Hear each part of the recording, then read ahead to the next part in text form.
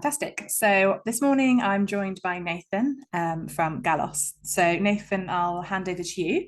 If you'd like to tell us a bit about your business, what it is you do, and how long you've been running for, that would be great. Yeah, sure. Gallos is a sort of a multidisciplinary agency in sort of entertainment. So we represent a couple of artists, a couple of TV personalities, and then we cover all aspects of their business management from television, live promotion, merchandising, basically monetizing all of their content. And then we have a live promotion side of things where we work with artists, not just our own artists, but promoting their concerts globally. So we've got a couple of retainers with a couple of international clients and a couple of projects with communities everywhere from 100 people pride down the street to, I think the biggest show this year is going to be 16,000 people at Wembley Arena. Oh, awesome. Wow, great. So covering a wide range of venues, which you have there as well. Yeah. Yeah, awesome.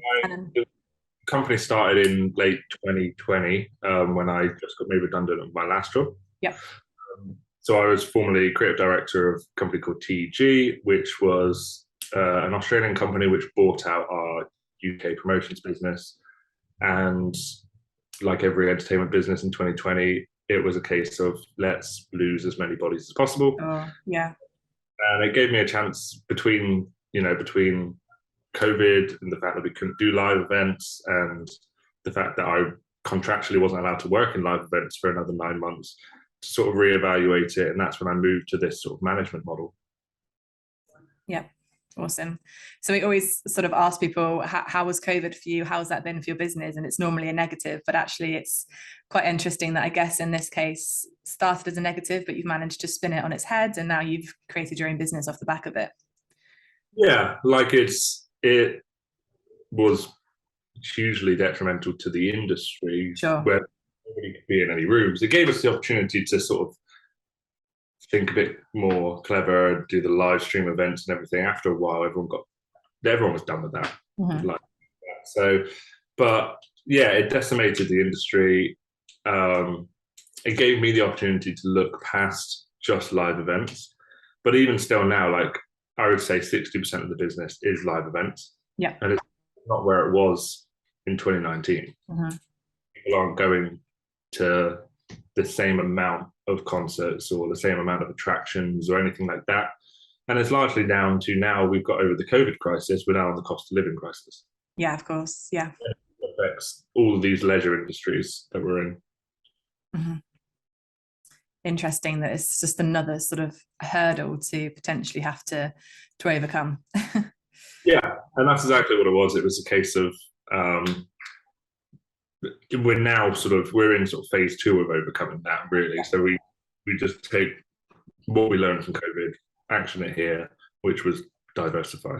Mm-hmm. And the part is we've had 12 months of successful events, but also growing those tangents of television and merchandising, and even influencer campaigns with some of these big brands. Like last year, I think was probably our most successful for brand partnerships. We did Selfridge's Christmas campaign, Awesome. Jo Malone London, Bershka clothing.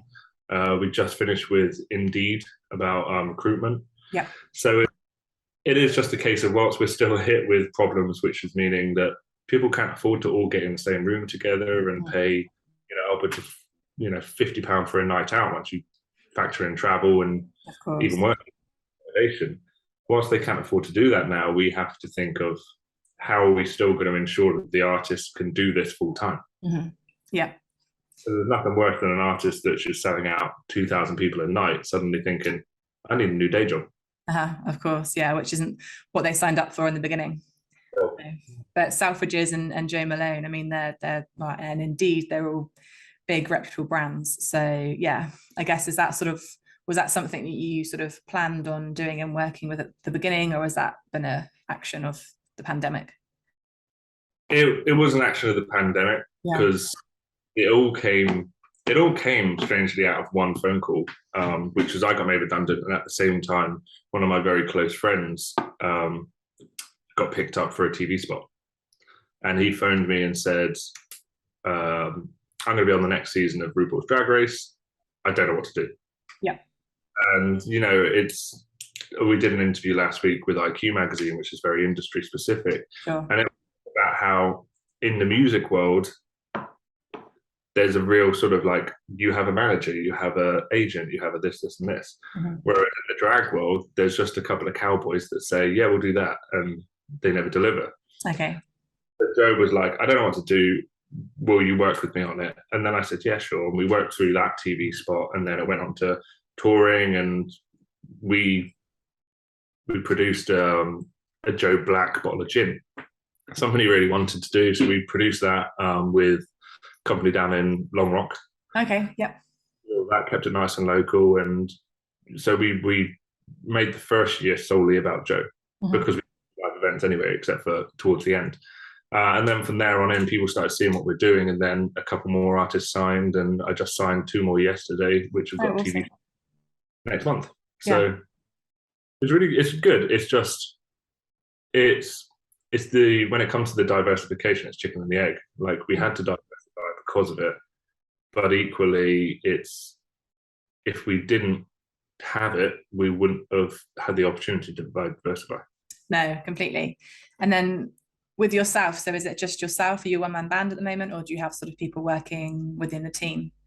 So we have a couple, and they work for sort of like the some admin and more creative as well. So there's certain things I won't look at, just because I don't have the eye or the skill. And then some admin assistance on that front, because largely that's on the touring side of things. So with like the tour at the end of the year, I think it's 30 dates in 8 countries. A lot of organising. Even just down to, you know, how many tickets did we sell in the last week is near the person's job. So we've grown quite quickly, and, you know, hopefully next year I plan to have another artist manager sit below us. That's because we're diversifying a little more down the route of the influencer marketing, and in conversations with quite a few people on TikTok that are, you know, 3 million plus in reach. Sure. The brand conversations that we'll be having there will require a second pair of hands. Yeah, interesting. Fantastic. And then the people that you're sort of reaching out to, I know you mentioned a friend of yours and RuPaul's. Is it predominantly, I would say Cornish based normally, but I'm going to say UK based, or are you sort of reaching out to a global market at all? Currently, the artists we represent are UK based. Yeah. But we handle their business internationally. Yeah. So, like an artist that came to me, Juno Birch, who got really big off of YouTube. She's not been on television or anything like that, but really big off of YouTube. And then as soon as we signed her, we just sort of put out the press statements, and it was, you know, Selfridges wanted her for the Christmas campaign alongside Jane Horrocks, which is like an LGBT icon. So we had to do that. And then various other things sort of came about from that. But when it came to her first show, and we looked at all of her stats geographically, her audience in the US was bigger than the UK. Sure, yeah. So we did a nice 12-day tour in the UK and sold out most rooms, and then we went off and did 24 nights in the US. Yeah. So currently I'm looking at UK-based talent. It just makes it a lot easier on time zones, communicating, and being in the room occasionally. But we represent internationally. I think this year we'll probably hit 28 countries. Oh, awesome. That's great. Yeah. And that's within your second year of having the business. Yeah. And it's been nice, like, out of the back of COVID as well. It seems that there's a lot more countries that want to get back in maybe quicker than we do. Yeah. That on as well. We just, in the last month, we did 4 concerts in Poland, 2 nights in Warsaw and 2 nights in Poznan. And there's always a lot of concerts happening in those areas. I mean, I follow Nathan Ball, who is a Cornish artist, and then he just put up on his stories this week and was like, I'm in, I think it was somewhere really similar in the Netherlands or something. He was like, I'm here and I've got a free evening. Has anyone got a venue? And then like the next one was like, venue found, like 2,000 tickets sold, great. So yeah. So it's interesting which markets are going back to normality Yeah. And it's definitely not us. No, yeah. It is that whole, like you say, you've taken under the belt and you have diversified, and then yeah, hopefully it might be a slow but steady progress of getting back out there and, you know, getting it under the way to what it used to be. Yeah, Have it's faith just it'll happen. a case of it's only going to happen when people have the money to do so again. Yeah, And of course. so it's not even like, in quite a lot of these things, especially when COVID happened, we sat down and it was quite easy to see what was going to happen first in terms of which markets or which demographics are going to be worst hit by COVID, health wise. And then all of that point of view, that you knew if you were pumping out a arena tour for a band whose audience is all 65 plus, not going to have good luck in 2021. No. And that was fine, but you know, so we can alter it and we can go for the younger market, or you could go for a family market where they're still cooped up and the parents are young enough that they've been jabbed and they're healthy. Whereas now, with the cost of living, it's not quite so simple. Of course, yeah. You have to consider then the travel and people allocating potentially some free money they've got, which they can spend on something like a pastime, and what are they going to spend it on? Yeah. Yeah. It's almost, we've booked a concert for May next year, and we were like, let's just do it now, and then it's done and it's paid for. And then by the time May comes, you're like, oh great, we've completely forgotten about this, and we forgot that we paid for it months ago. So yeah, I guess it's that fine line as well of planning far enough in advance, but then almost if the option comes and you've got some to throw something together in the next 8 weeks, you've just got to go for it. Yeah, exactly. And it's almost a bit better that if you're booking it ahead for May, you've paid your ticket, which is, you know, 50% of the expense. Sure. And that money's written off. So when it comes to March next year or April, when you're saying, oh, I need to book that hotel for that night because I forgot, it doesn't feel like quite as much of a sting. Absolutely. Yeah. All of the scheduled shows from 2021 into 2022, they're on the doorstep now. And people are like, I need the money. Yeah. Interesting, isn't it? Oh, fantastic. And then in terms of yourself as a business owner now, I know you said you were a creative director previously, but what's your journey with Gallos taught you about yourself, most importantly? I enjoy working for myself. It's probably the main thing. I made the decision in 2020 that I wouldn't put myself in a position where I could be let go. Awesome. Yeah. Put myself instead in the position where I would have to work to find a solution, and you know, take less money and go down a route that wasn't ideal or whatever. But I think that's probably the main thing, the conscious decision. It's quite lonely doing what we and I think it would be even more lonely if the industry was maybe like tech sector or something like that. You're very plugged into this. Like it's a lonely journey, but I'm very lucky with the fact the people that I work with are very charismatic and also very, very interested in talking. You know, which goes both ways if you're super busy. But it's not actually all day and that's my life, and I close the laptop and it's still quiet sort of thing. It's a lonely old journey, but it is what you make it. At least you removed yourself from the situation, like you say, where you potentially had a fear or an afterthought of I could be let go at any stage. So yeah, which is great.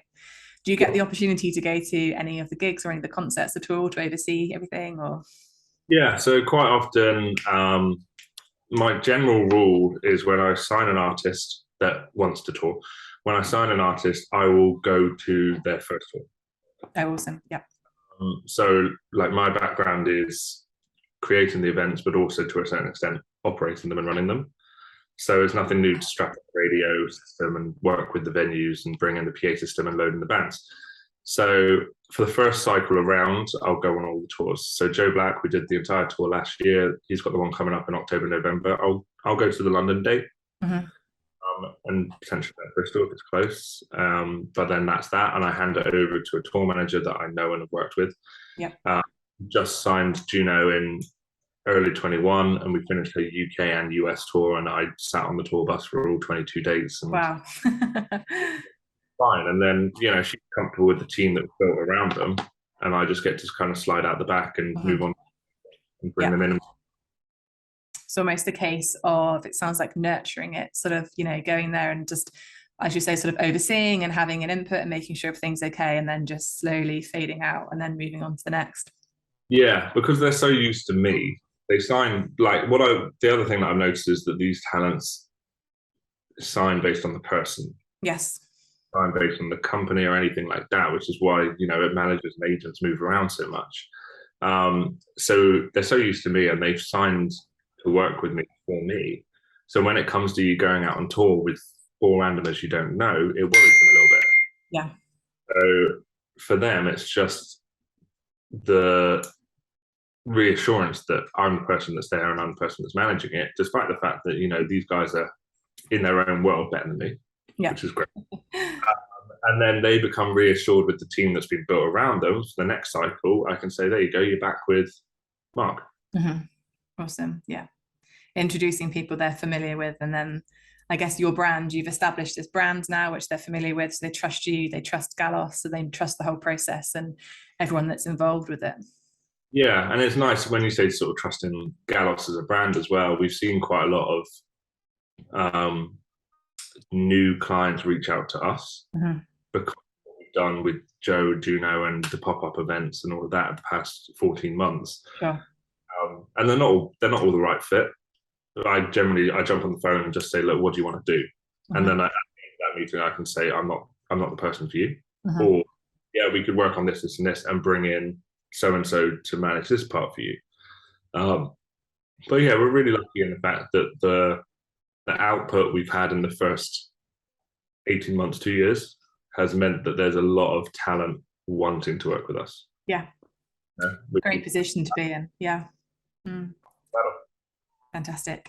And then briefly spoke on it, but sort of finally, where do you see yourself, and where do you see We Are Gallos in the next 5 years? A lot of growth, but yeah, how do you envision it?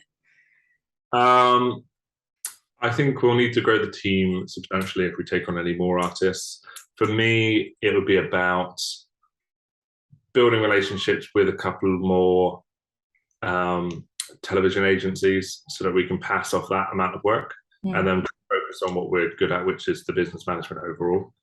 And also bring in a facility in which we can be the lead managing on their monetization of merchandise and content channels. Ideally, I think the next step for us would be to invest in the equipment of which to record pilots. Okay. Because we have a lot of TV opportunities coming up, of which we need to record pilots ourselves. Yeah. I think that's the next big outlay, alongside an assistant artist manager. Fantastic. Sounds like it'll be a promising future. It's going to be exciting, yeah. It's all about where the world goes next, and that whole plan could change. Of course, yeah. But I think I love that all this is got such a far reach, and it's such an interesting industry, and it's happening here in Cornwall, which is great. Yeah, people don't expect it to happen in Cornwall. Yeah. And equally, like, a lot of people don't understand it. A lot of people don't see the value in these people's reach and stuff like that. So they're like, how do you make a job out of this? Or how do you make a job out of this? And then, well, yeah, but we have 2,000 people in the room at any given time. Yeah, of course. You can put out a TikTok and get 3.4 million people looking at it. So there is value to it that, will become the norm, especially in Cornwall, because the rise of the Cornwall blogger and the holidayer and the band. Yeah. It's Cornwall centric. Cornwall centric, yes, it is.